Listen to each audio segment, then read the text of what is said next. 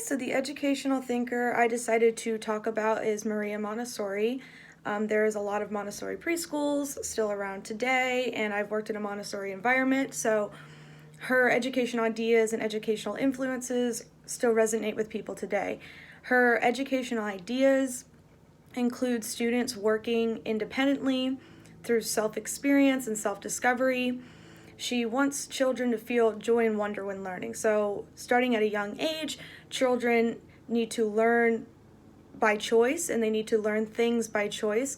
And so that learning can be a lifelong experience and it can be a lifelong joy. And so she believes that children learn through experience. And through learning experience, they learn things like respect and cooperation.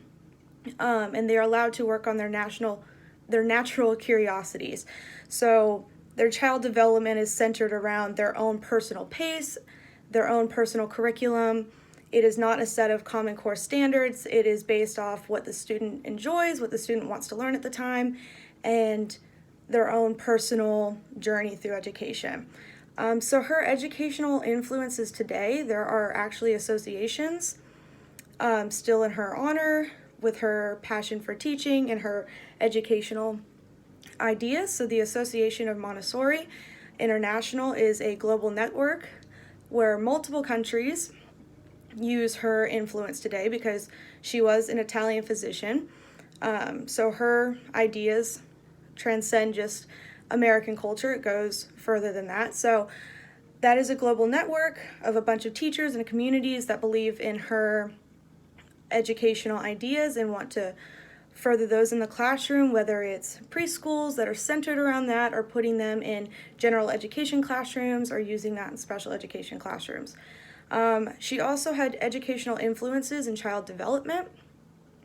That is through the creation of Montessori nursery schools. So there is a lot of Montessori nursery schools still today that center around her education idea that learning should be self-discovering and through self-correction. A lot of Montessori preschool is the most popular educational influence she had an influence on. So not as much as the public school as she has through preschool and young learning education. She also had educational influences with individualized learning. So she really embraced students learning different styles, learning flexibility. Nowadays, teachers are really highly encouraged to focus on different types of learning styles, and that is something Montessori really pushed. She believed that students learned at their own pace and at their own learning styles. So through experience, students will learn different learning styles and practice different learning styles, but also was able to focus on their own and experience things the way they need to. So the criticisms of Montessori, the outside criticism, there is a stigma that there are no rules in the Montessori classroom and that Montessori classrooms are very chaotic.